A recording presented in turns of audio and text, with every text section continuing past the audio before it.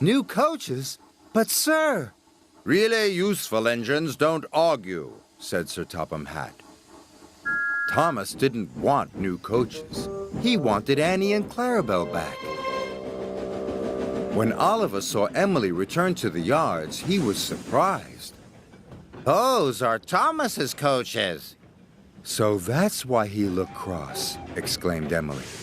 I'll go and apologize.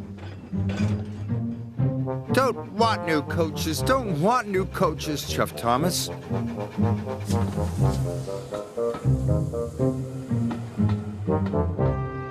Later, Emily was still looking for Thomas when a signalman flagged her down.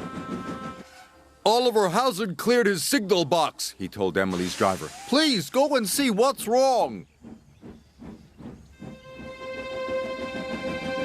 Emily could see that Oliver had broken down on the crossing. Then Emily heard Thomas's whistle. Oh dear! Thomas could see Oliver. He knew he could never stop in time. Help! Emily charged towards Oliver.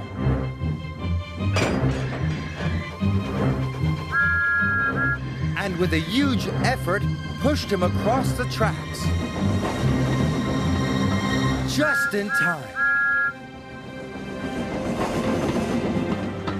Thanks.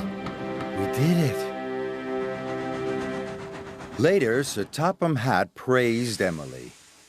Well done. You were a very brave engine. The bravest, chuffed Oliver. It gives me great pleasure to present you with 2 new coaches. Thank you, sir, replied Emily. Thomas, I'm sorry I took Annie and Clarabelle. And I'm sorry I was so cross, replied Thomas. Friends? Friends! Emily loves her coaches and being part of Sir Topham Hatt's railway.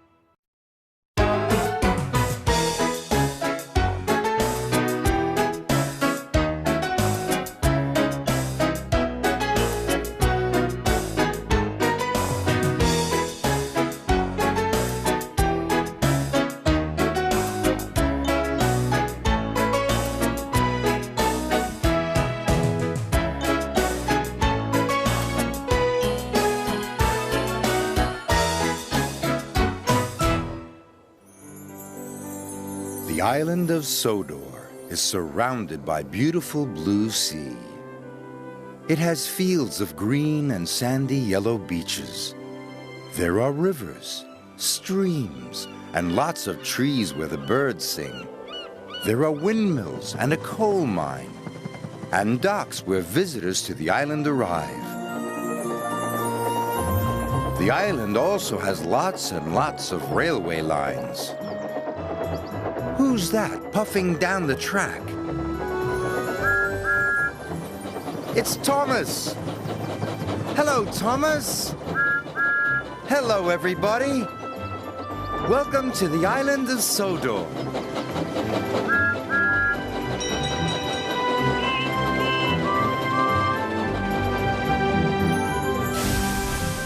Thomas and the Rainbow. Thomas has friends all over the island of Sodor.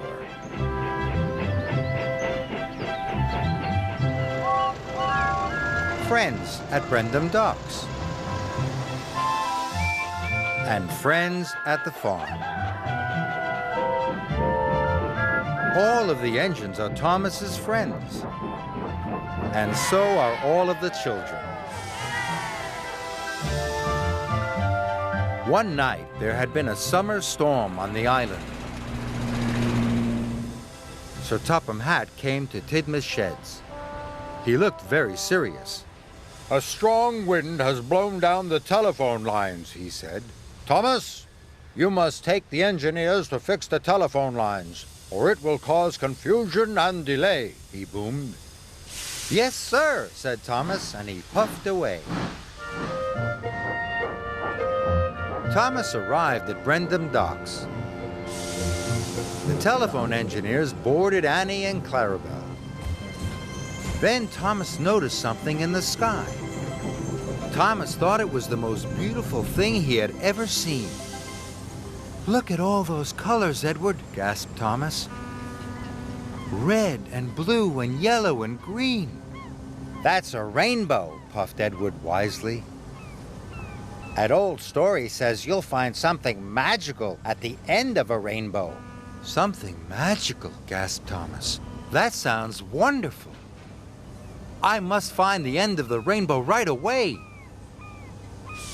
And he wheeshed away as fast as he could. Thomas had to stop at a junction. The rainbow was overhead. Percy was already waiting there. "Hello, Thomas," Percy tooted cheerfully. "Sorry," Thomas puffed. "No time to talk. I have to find the end of the rainbow." And he chuffed quickly away. Thomas puffed up Gordon's Hill. The end of the rainbow was just over the top. But when Thomas reached the top, the end of the rainbow had moved. "Bother," said Thomas. Thomas had to let some engineers off at the bridge. He could see the rainbow up ahead. Children on the bridge waved to Thomas and called hello. Thomas just chuffed away. "Sorry, no time to talk," he puffed. "I have to find the end of the rainbow." Thomas took the telephone engineers all across the island.